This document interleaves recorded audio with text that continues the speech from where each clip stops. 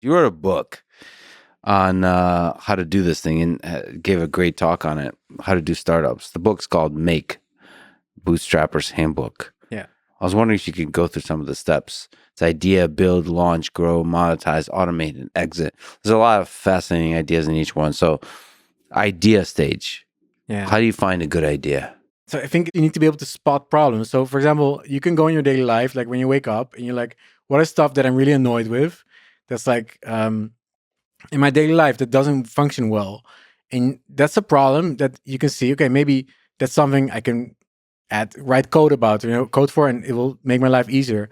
So I would say make like a list of all these problems you have and like an idea to solve it, and see which one is like viable, you can actually do something, and then start building it. So that's a really good place to start. Become open to all the problems in your life. Like actually start noticing them. Yeah. I think that's actually not a trivial thing to do, to realize that some aspects of your life could be done way, way better. Yeah. Because we kind of very quickly get accustomed to discomforts. Exactly. Like for example, like doorknobs. Yeah. Like design of certain things. Like new Lex Fridman doorknob. Well, no, that one I know how much incredible design work has gone into. It's really interesting. Really, yeah. Doors and doorknobs, just the design of everyday things, forks and spoons. It's going to be hard to come up with a fork that's better than the current fork designs. Yeah. And the other aspect of it is you're saying like, in order to come up with interesting ideas, you got to try to live a more interesting life. Yeah. But that's where travel comes in. Yeah. Because when I started traveling, I started seeing stuff in other countries that you didn't have in Europe, for example, or America even. Like if you go to Asia, like dude, especially 10 years ago, nobody knew about this. Like WeChat, all these apps that they already had before we had them.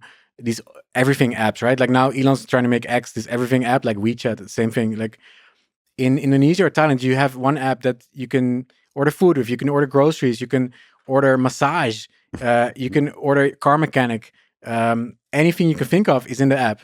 And that stuff, for example, that's called like arbitrage. You can go back to your country and build that same app for your country, for example. So you start seeing problems, you start seeing solutions that other people already did in the rest of the world.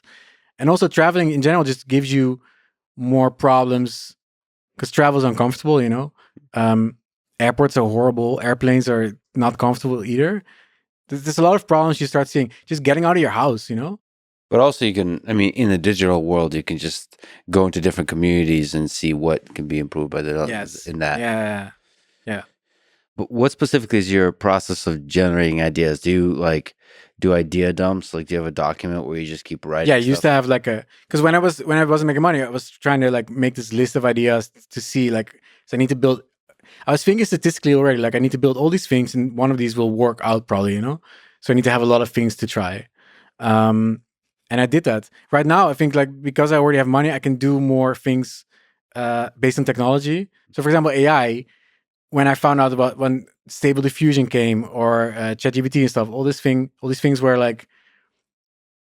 I didn't start working with them because I had a problem. I had no problems, but I was very curious about technology, and I was playing with it and figuring out first just playing with it, and then you find something okay, this generates Stable Diffusion generates houses very beautiful and interiors, So it's less about problem solving; it's more about the possibilities of new things you can create. Yeah, but that's very risky because that's the famous solution trying to find a problem. Yeah, and usually it doesn't work, and that's very common with startup founders. I think they have tech, but actually people don't need the tech, right?